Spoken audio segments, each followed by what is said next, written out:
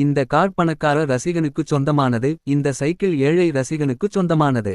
இருவரும் ஒரு அழகான பெண்ணை நேசிக்கிறார்கள். அவளை முதல் டேட்டிங்கில் வெளியே அழைத்தார்கள். அவளுடைய அம்மா பணக்கார பையனை தேர்வு செய்ய ஆதரிக்கிறார். அவர் மகளிடம், நீ ஒரு ஏழையை நேசிக்க போடும் முயற்சியை ஒரு பணக்காரனிடம் காட்டினால் உன் வாழ்க்கை நன்றாக இருக்கும் என கூறினார். ஆனால் அவள் இருவருக்கும் ஒரு வாய்ப்பு கொடுக்க முடிவு செய்கிறாள்.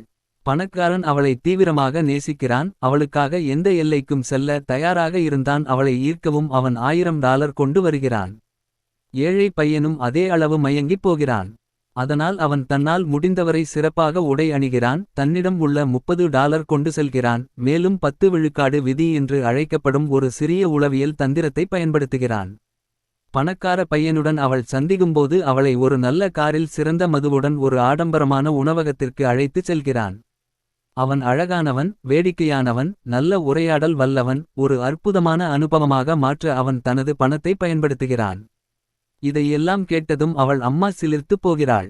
மறுபுறம் ஏழை பையனுடன் சந்திக்கும்போது அவனும் நல்லவன், வேடிக்கையானவன், பேசுவதில் வல்லவன். ஆனால் அவனிடம் அதே வளங்கள் இல்லை. எனவே இடங்கள், அனுபவங்கள் ஒப்பிடுகையில் அவை மிகப்பெரியவை. பணக்கார பையனுடன் சாந்திப்பு 4.5 நட்சத்திரங்கள் என்று வைத்துக்கொள்வோம். ஏழை பையனின் டேட்டிங் 3 நட்சத்திரங்கள். ஆனாலும் அனைவருக்கும் ஆச்சரியமாக அவள் மீண்டும் பணக்கார பையனை பார்க்க ஒருபோதும் ஒப்புக்கொள்ளவில்லை. அவள் வீட்டிற்கு வந்த தருணத்திலிருந்து ஏழை பையனை மீண்டும் பார்க்க அவள் உற்சாகமாக இருக்கிறாள். பணக்கார பையன் குழப்பமடைகிறாள். 10 விழுக்காடு விதி என்று நான் அழைக்க விரும்பும் ஒரு உளவியல் தந்திரத்தில் அவள் விழுந்தாள் என்று அவளுக்கு தெரியாது.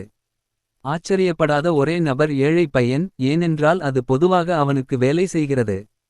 இந்த விதி அறிவியலால் ஆதரிக்கப்படுகிறது. ஏழை பையன் என்ன செய்தான் என்பதை நான் உங்களுக்கு காண்பிப்பதற்கு முன், விதி எவ்வாறு செயல்படுகிறது, அதை நீங்கள் எவ்வாறு பயன்படுத்த தொடங்கலாம் என்பதையும் புரிந்துகொள்வோம். இந்த விதியை நான் டான் அரியேலியிடமிருந்து கற்றுக்கொண்டேன்.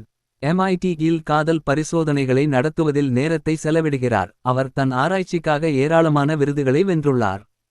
கூகிளில் அவர் ஆற்றிய ஒரு உரையில், உன் உளவியல் அறிவை பயன்படுத்தி சரியான காதல் தேதியை எப்படி வடிவமைப்பாய் என்று ஒருவர் அவரிடம் கேட்டார். மேலும், நான் ஒரு குறிப்பிட்ட பகுதியில் கவனம் செலுத்துவேன் என்றார்.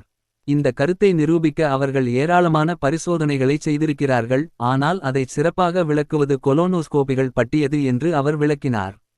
ஒரு நினைவூட்டல், கொலோனோஸ்கோபி என்பது மிகவும் விரும்பத்தகாத மருத்துவ முறையாகும். அங்கு அவர்கள் நுனியில் ஒரு சிறிய கேமராவுடன் உங்கள் மலக்குடல் வழியாக ஒரு நெகிழ்வான குழாயைச் செருகுகிறார்கள். இதனால் மருத்துவர் உங்கள் பெரிய குடலில் ஏதேனும் அசாதாரணங்கள் உள்ளதா என்று பரிசோதிக்க முடியும். இது சுமார் 30 நிமிடங்கள் நீடிக்கும். இது சங்கடமானது, வேதனையானது மற்றும் மோசமானது. இப்போது எங்களிடம் 2 குழு நோயாளிகள் இருப்பதாக கற்பனை செய்து பாருங்கள். முதல் குழு வழக்கமான செயல்முறையை பெறுகிறது. அதே 30 நிமிட துன்பத்திற்குப் பிறகு இரண்டாவது குழு இன்னும் 5 நிமிடங்கள் குழாயை உள்ளே வைத்திருக்கிறது. ஆனால் அந்த 5 நிமிடங்களில் அவர்கள் அதை வலிமிகுந்ததாக மாற்றுவதில்லை. அவர்கள் இனி கேமராவை நகர்த்துவதில்லை, ஏனென்றால் அவர்கள் அதை செருகை நகர்த்தும்போதுதான் உண்மையில் வலிக்கிறது.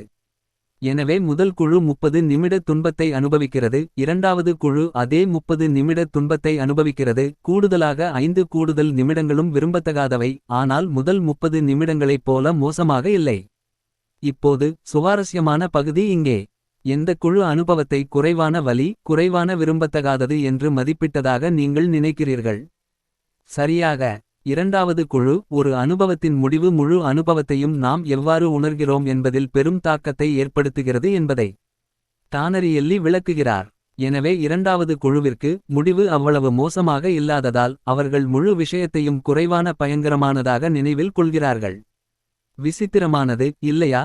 சரியான மனதில் உள்ள யாரும் இன்னும் 5 நிமிடங்களுக்கு குழாயை உள்ளே விடுங்கள் என்று சொல்ல மாட்டார்கள். ஆனால் மனம் அப்படித்தான் செயல்படுகிறது. 10 விழுக்காடு விதியால் ஏழை மனிதன் அதை பயன்படுத்திக் கொள்கிறான். இதை இப்படி யோசித்துப் பாருங்கள். நீங்கள் 4 நாள் விடுமுறையில் சென்று 4 நாட்களும் சரியாக இருந்தால் 10 இல் 7 நாட்கள் நீங்கள் அதை 7 என்று நினைவில் கொள்வீர்கள். சராசரி 7. உங்கள் கருத்து 7. ஆனால் முதல் 2 நாட்கள் மோசமாகி 5 வந்தால், கடைசி 2 நாட்கள் அற்புதமாக இருந்து 9 வந்தால், சராசரி இன்னும் 7 என்றாலும் நீங்கள் அதை 8.5 போல நினைவில் கொள்வீர்கள். ஏனெனில் முடிவு மிகவும் நன்றாக இருந்தது. அதுதான் தந்திரம். ஒரு கால்பந்து போட்டியின் முதல் பாதி சலிப்பை ஏற்படுத்தும், ஆனால் கடைசி 15 நிமிடங்கள் ஒரு காவியத்துடன் முடிவடைந்தால் மக்கள் அதை அற்புதமாகச் சொல்லி நடக்கிறார்கள். ஆனால் சிறந்த பகுதி ஆரம்பத்தில் இருந்தால், மீதமுள்ளவை இழுத்துச் சென்றால் மக்கள் அதை மோசமாகச் சொல்லி வெளியேறுகிறார்கள். அதுதான் தந்திரம். 10 விழுக்காடு விதி சக்தி வாய்ந்தது. இது கடைசி 10 விழுக்காடு அனுபவத்தை அசாதாரணமாக்குவதில் கவனம் செலுத்துவது பற்றியது. ஏனென்றால் ஏதாவது முடிவடையும் விதம் மக்கள் முழு விஷயத்தையும் எவ்வாறு நினைவில் கொள்கிறார்கள் என்பதை வடிவமைக்கிறது.